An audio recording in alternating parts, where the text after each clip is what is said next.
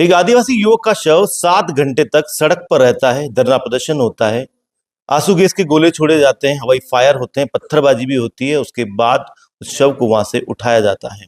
लेकिन इस बीच में यहाँ पर डिप्टी सुरवीर सिंह राठौड़ पहुंचते हैं। उनका एक वीडियो वायरल होता है जिसमें वो गाली गलौज करते हुए नजर आते हैं और बाद में आरोप लगते हैं उनके ऊपर में कि उनकी इस गाली गलौज के बाद में आदिवासियों ने पत्थरबाजी की। उसके बाद मृतक के परिवार की ओर से एक बयान आता है जिसमें कहा जाता है कि हम शव को ले जाना चाहते थे, लेकिन कुछ नेताओं ने बीच में आकर वहां पर मैं कहा कि इसे अभी रोका जाए। ये मामला नया नहीं है, सभी इस मामले को जानते हैं और इस मामले को लेकर ज्यादा बात करेंगे बांसवाड़ा डूंगरपुर सांसद राजकुमार रौस से। पॉलिटिकल पंचायत पर आपका बहुत बहुत स्वागत है राजकुमार जी। पहले भी आप पॉलिटिकल पंचायत से कई मुद्दों पर बात कर चुके हैं। फिलहाल ये जो मुद्दा है, जिस तरीके से इसमें कहा जाए, बड़ी बात इसमें यह है कि 1 करोड़ की मुआवजा राशि दिलाएंगे। क्या बाप पार्टी के प्रत्याशियों ने इस तरह की बात की है? पॉलिटिकल पंचायत के माध्यम से सारे साथियों को मेरी ओर से जोहार।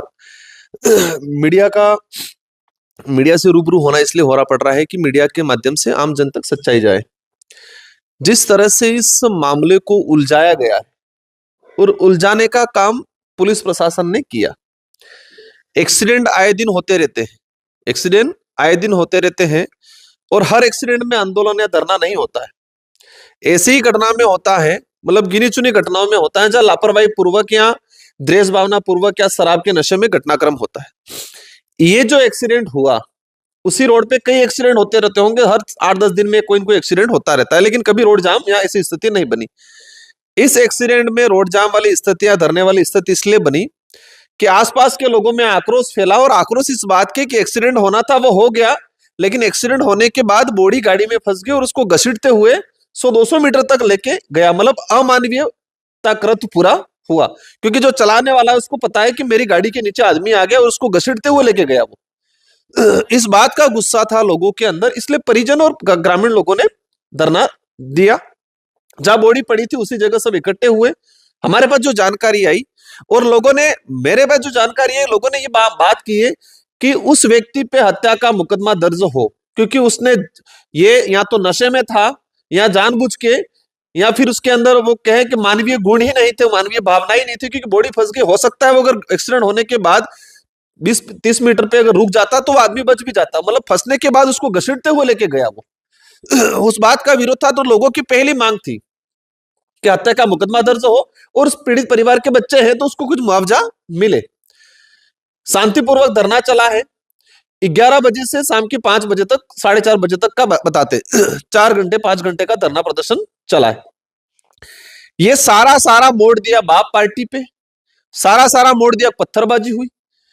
मेरा आपके चैनल के माध्यम से सवाल है प्रशासन से कि 11 बजे से 4 बजे तक प्रशासन के किन किन अधिकारियों ने जाके वार्तालाप की? क्या संबंधित तहसीलदार, एसडीएम, संबंधित डिप्टी कितनी बार जाके वार्तालाप की? बाप पार्टी की जो बात आती है तो 11 बजे से 2:30 बजे तक बाप पार्टी के कितने नेता वहां थे और बाप पार्टी के किस नेता ने क्या डिमांड रखी? एक्सीडेंट वाली घटना में मेरे हिसाब से कोई 1 करोड़ की डिमांड नहीं करेगा, और मेरा जहां तक मानना है और मेरे पास जो जानकारी अब तक आई है कि बाप पार्टी के किसी भी नेता ने 1 करोड़ की डिमांड नहीं की। प्रशासन ये लांछन लगा रहा है तो प्रशासन प्रूव करे कि बाप पार्टी के किस नेता ने लिखित या मौखिक 1 करोड़ की मांग की।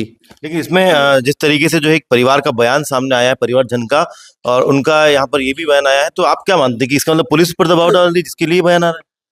पुलिस प्रशासन, हमारे पास जो जानकारी है कि वहां के जो ग्रामीण थे उनको अपने पक्ष में ले रही है, स्थानीय ग्रामीण थे उनको पुलिस प्रशासन ने उस परिवार को अपने पक्ष में ले रही है, और पक्ष में इस आधार पे, इस शर्त पे ले रही है, पूरा कहीं न कहीं थोपने का। और पुलिस प्रशासन की जो कमियां गलतियां रही है उसको छुपाने के लिए परिवार को क्या कह रही है कि आपको मुकदमे में नहीं फंसाएंगे।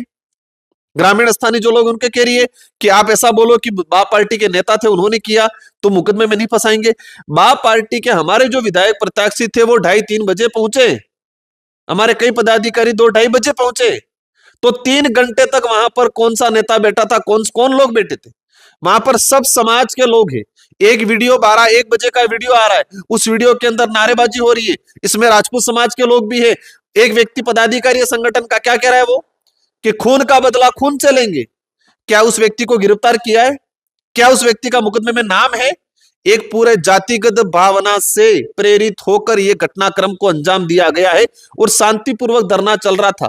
प्रशासन ने कितनी बार वार्तालाप की, वो बताए कि प्रशासन ने इतनी बार वार्तालाप की, इसके बाद फेल हुआ, ये हुआ। हमारे पास जो जानकारी है, जो वीडियो आया है कि जो डिप्टी है सूर्यवीर सिंह, वो गए मौके पे जाके तालियां बजा के चैलेंज कर रहे हैं कि तुम ऐसे कर दूंगा, वैसे कर दूंगा। मां बहन की गालियां दी पूरे समाज को। क्या पुलिस प्रशासन इतना दुर्व्यवहार कर रहा है, इतना तानाशाही? शासन की जिम्मेदारी है कि शांतिपूर्वक तरीके से वार्ता के आधार पर सुशासन लागू करे। डिप्टी राठौड़ का बयान आया है, उनका कहना है कि उस वक्त मौके पर जो उस स्थिति को देखते हुए उनको सही लगा, उन्होंने वहां पर वो किया है। क्या उनकी नजर में गाली देना सही था? क्या गाली देना सही था? पत्थर किसने कब मारे?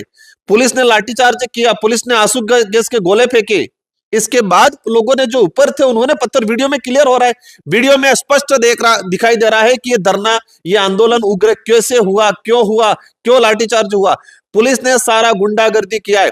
आप जो हमारा विधायक प्रत्याशी था डॉक्टर राम, उसकी कार देखो क्या कंडीशन है। इस कार को किसने तोड़ा? पुलिस प्रशासन के लोगों ने तोड़ा। घटनाक्रम आंदोलन होने के बाद वो तो भीड़ तो चली गई थी, तो पुलिस प्रशासन था वहां। तो पुलिस प्रशासन के साथ में कुछ जो वहां के आसपास के भूमाफिया थे, कुछ होटल व्यापारी थे, उस कार को बहुत बुरी तरह से तोड़ा। बाइकें तोड़ी, पुलिस ने तोड़ी है बाइकें, सारी बाइकों की हालत खराब है। मतलब पुलिस प्रशासन ने सारी की सारी गुंडागर्दी की है और ये भाजपा के नेताओं के श्रेय से हो रहा है। भाजपा राज में ये गुंडागर्दी जो चल रही है उसका भुगतना पड़ेगा। आपकी सरकार है, आपकी डबल इंजन की सरकार है, आपको जितना आदिवासियों को दबाना है दबाओ, लेकिन एक वक्त आएगा आदिवासी समुदाय इसका बदला लेगा।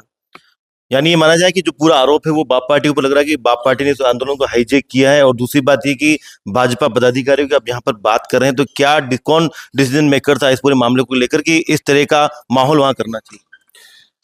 शुरुआत में सारे वर्ग के लोग हैं, कांग्रेस के भी हैं, बीजेपी के भी हैं। इनके मुकदमे में दर्ज क्यों नहीं हुए?